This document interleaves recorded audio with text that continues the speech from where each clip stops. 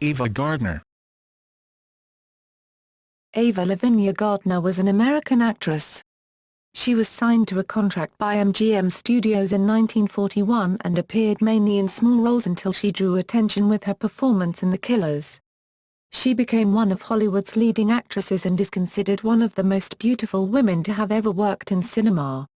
She was nominated for the Academy Award for Best Actress for her work in Mogambo.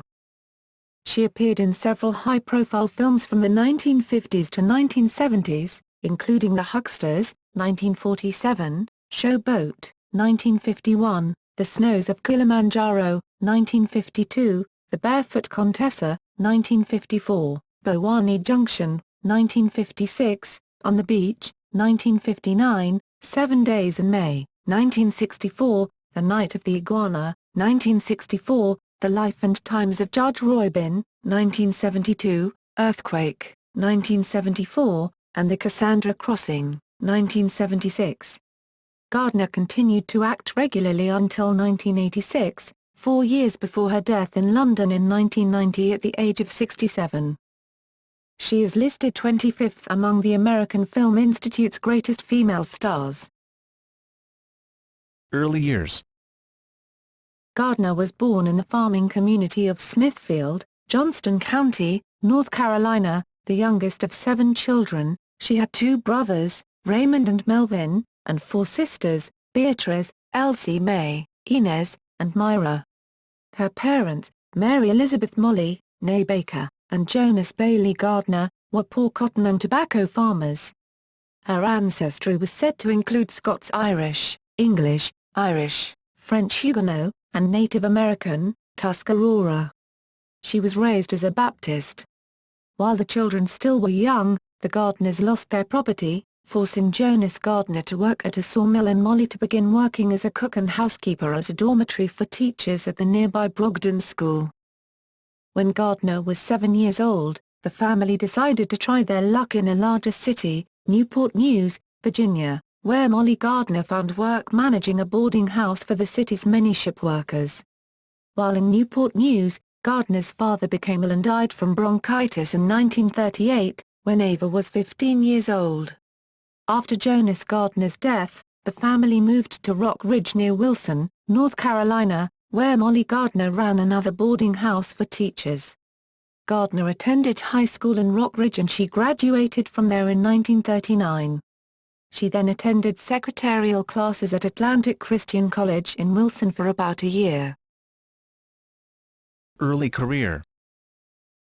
Gardner was visiting her sister Beatrice, Bappy in New York in 1941 when Beatrice's husband Larry Tarr, a professional photographer, offered to take her portrait.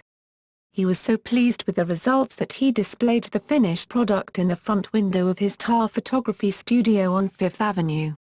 A Loew's Theatre's legal clerk, Barnard Barney Duhan, spotted Gardner's photo in Tarr's studio.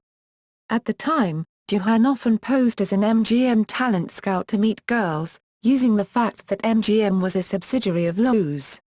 Duhan entered Tarr's and tried to get Gardner's number, but was rebuffed by the receptionist.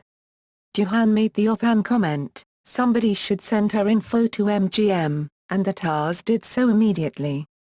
Shortly after, Gardner, who at the time was a student at Atlantic Christian College, traveled to New York to be interviewed at MGM's New York office by Al Altman, head of MGM's New York talent department. With cameras rolling, he directed the 18-year-old to walk towards the camera, turn and walk away, then rearrange some flowers in a vase. He did not attempt to record her voice because her southern accent made it almost impossible for him to understand her. Though Al thought Ava the most beautiful woman he had ever seen, he believed the test was a disaster and was completely surprised by what he saw in the screening room.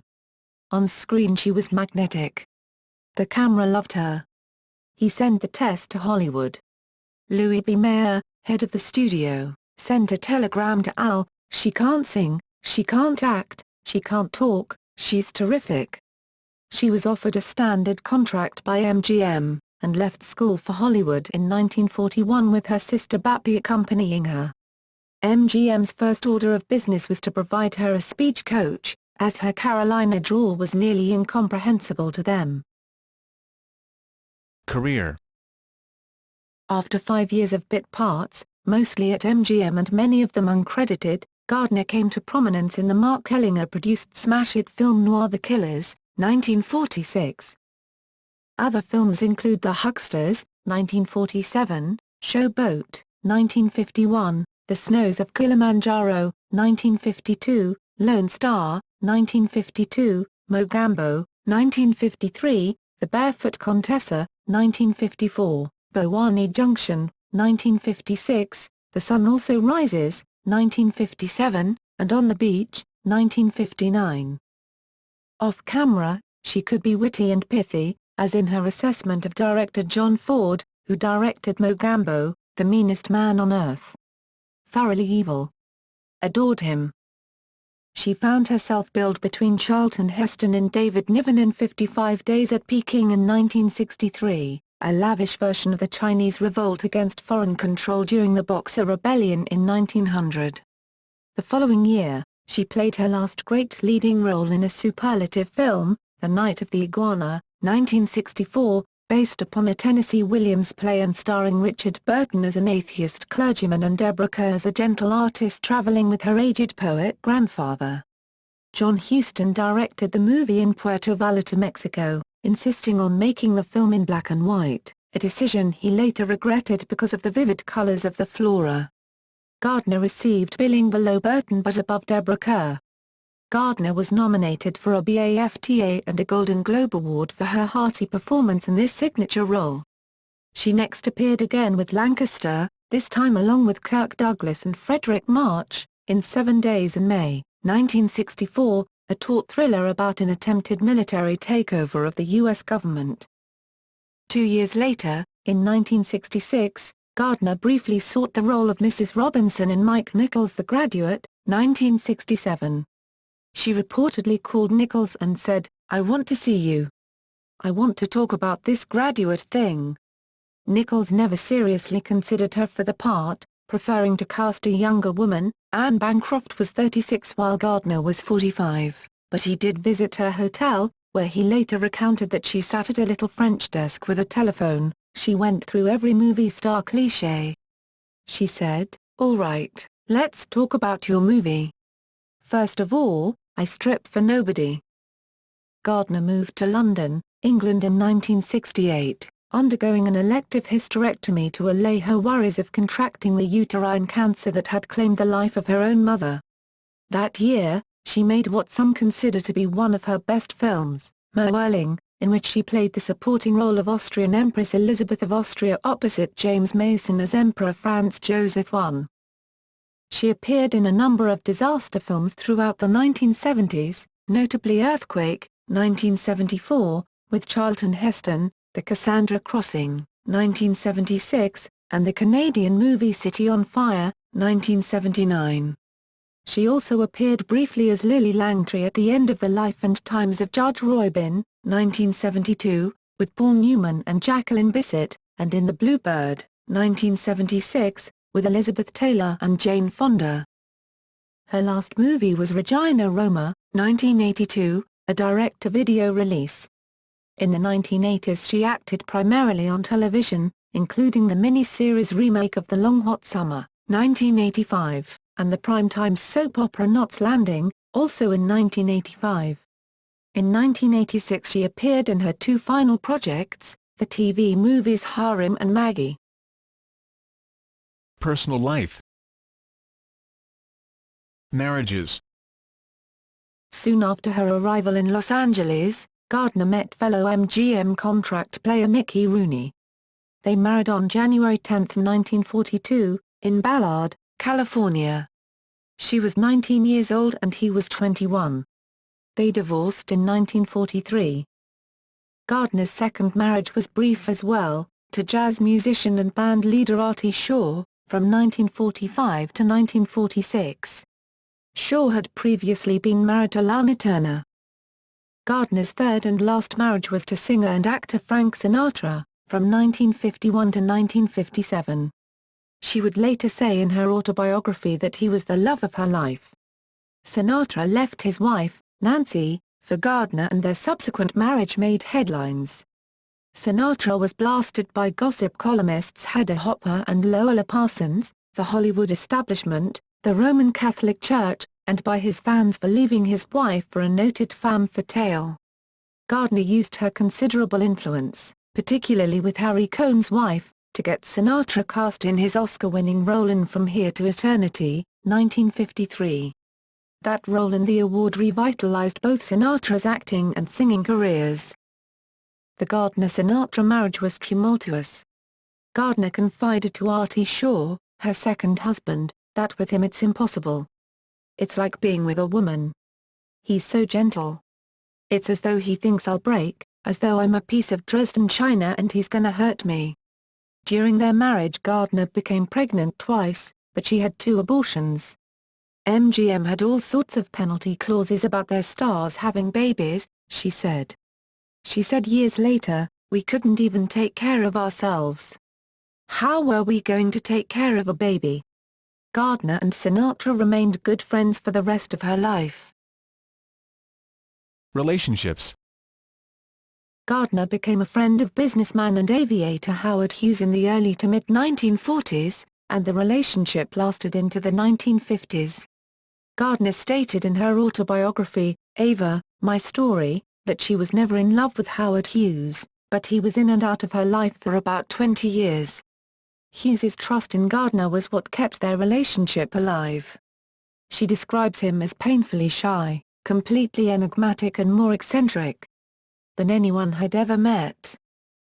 During the Little Hut films set in Cinecittà, Walter Chiari had the opportunity to work with Ava, then estranged wife of Frank Sinatra, and chatted with her clasped a tumultuous flirt. This unexpected publicity made Chiari even get a gig on Broadway, where he played well in 1961, 113 replicas of the musical The Gay Life, taken from Schnitzler.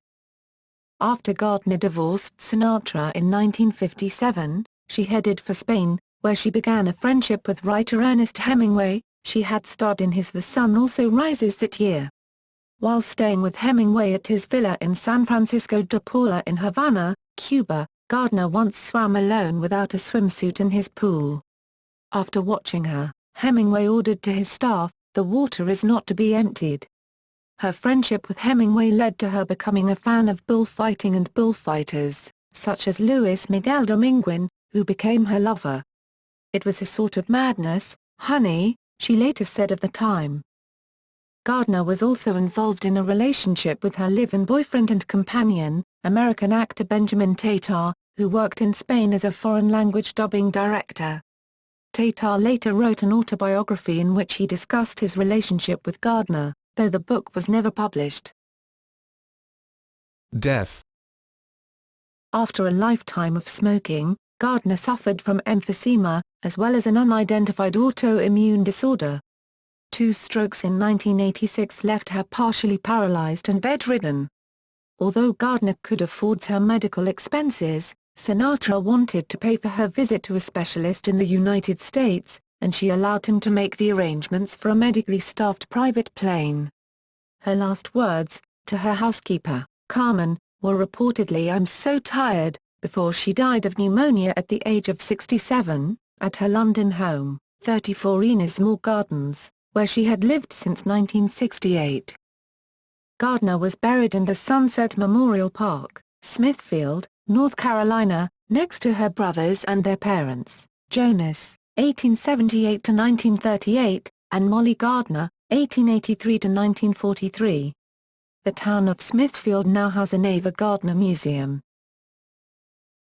Book. In the last years of her life, Gardner asked Peter Evans to ghostwrite her autobiography, stating, "I either write the book or sell the jewels." Despite meeting with Evans frequently and approving of most of his copy, Gardner eventually learned that Evans, along with the BBC, had once been sued by her ex-husband Frank Sinatra. Gardner and Evans's friendship subsequently cooled and Evans left the project. Evans's notes and sections of his draft of Gardner's autobiography, which he based on their taped conversations, were published in the book Ava Gardner, The Secret Conversations after Evans's death in 2012. Award nominations. Gardner was nominated for an Academy Award for Mogambo, 1953. The award was won by Audrey Hepburn for Roman Holiday. Her performance as Maxine Falk in The Night of the Iguana, 1964, was well reviewed, and she was nominated for a BAFTA award and a Golden Globe. Film portrayals. Gardner has been portrayed by Marcia Gay Harden in the 1992 TV miniseries Sinatra. Deborah Kara Unger in HBO's 1998 television movie The Rat Pack. Kate Beckinsale in the 2004 Howard Hughes biopic The Aviator. And Anna Driver in the 2012 Italian TV film Walter Chiari, Fino all'ultimo risata. Strangely for a Martin Scorsese film, The Aviator commits a huge mistake by showing Hughes escorting her to the premiere of the 1939 movie The Women, a full 2 years before she even arrived in Hollywood. Filmography.